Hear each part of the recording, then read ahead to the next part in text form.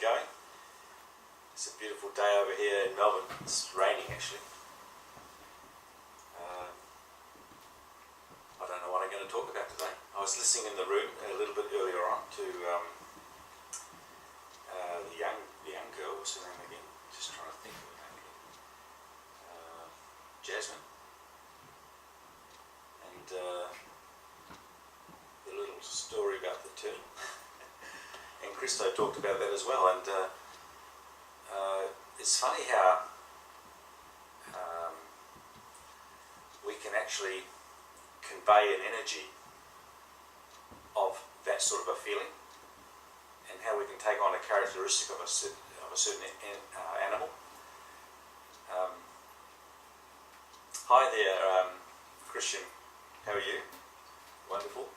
And I can remember there, Christo, I was meeting with John Mark Hammer once here in Australia, and we were doing a weekend workshop, and one of the things that we were asked to do was to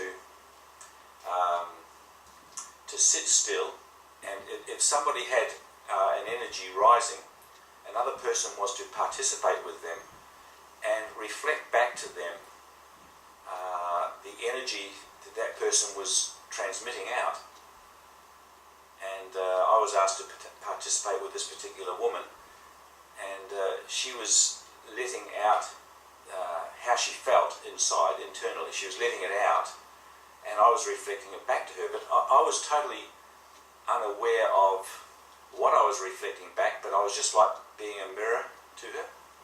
And John Mark Hammer, he said to her, now, you know, what do you feel? What can you see Grant reflecting back to you? And she said, I feel like a turtle stuck in my shell. I'm so withdrawn within myself. And the energy that was between us was amazing. It was a healing kind of a frequency, you know. And I wasn't privy to the full insight as to what this woman was suffering, but the mirror image that I shined back to her was sufficient to show her exactly clearly what was in her and how she was feeling so withdrawn in her own shell.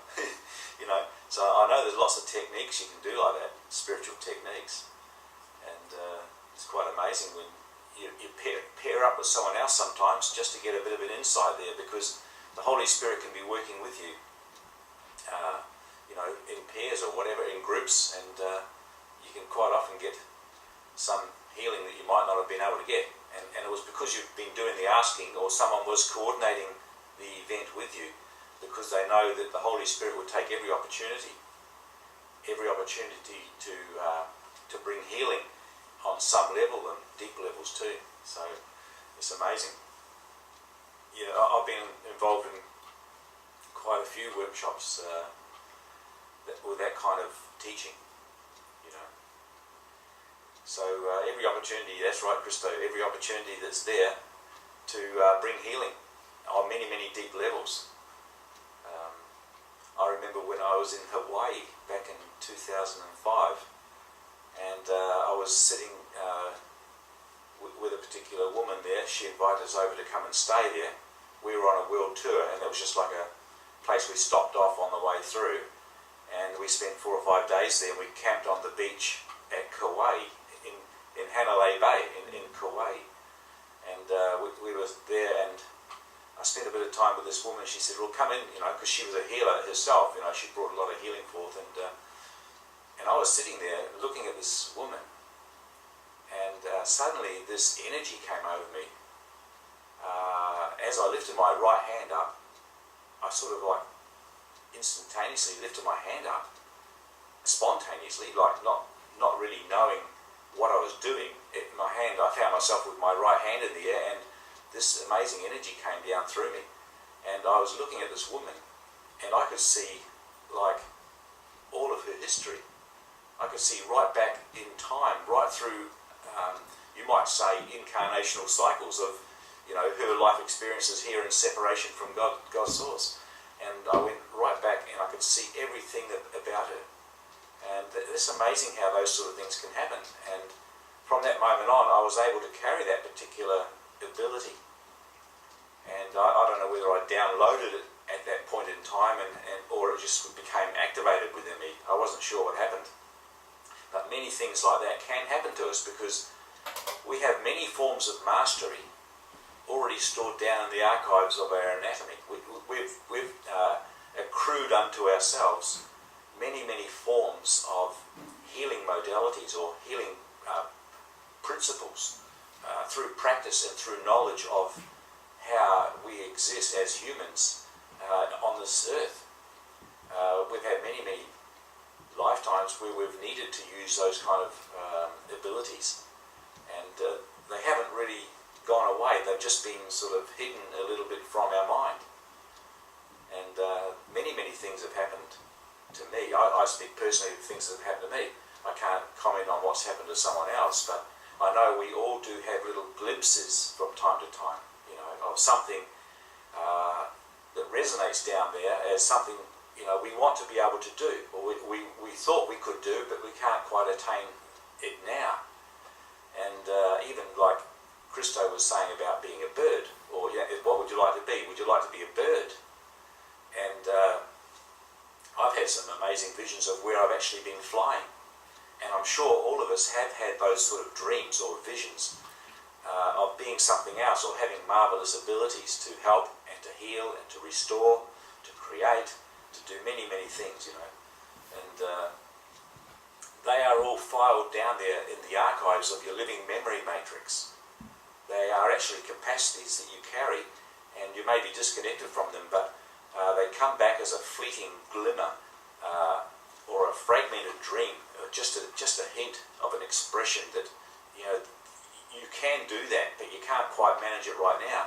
And part of the awakening process is to realize that, hey, all of those things that are very helpful in community for healing and restoration, for true creation, that's our natural inheritance. It's down there. It's filed down in the archives of our biological computer, and it's held within our mind, and we're fully able to restore those beautiful capacities. We're fully able to, because we're just going to be reconnecting into those parts of ourselves.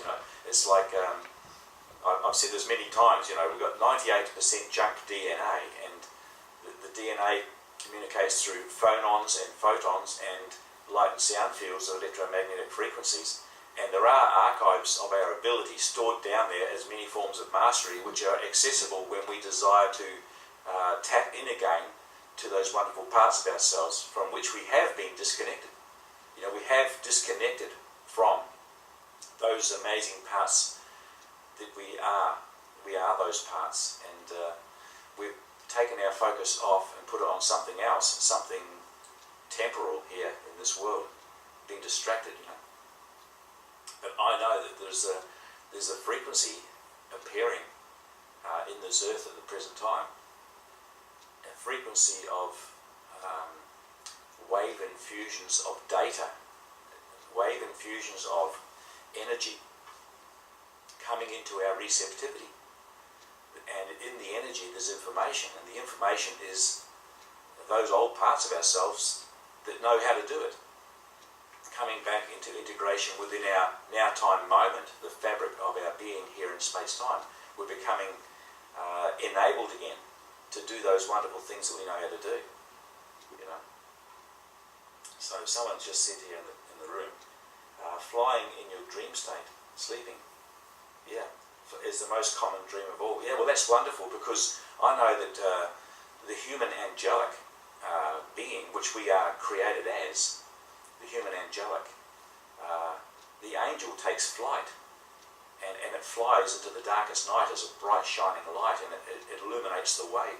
And we've been shrouded in a shroud of death and darkness and deception and decay and delusion because of what we've focused our mind upon, and also what has been deliberately given to us to buy into, as a deception.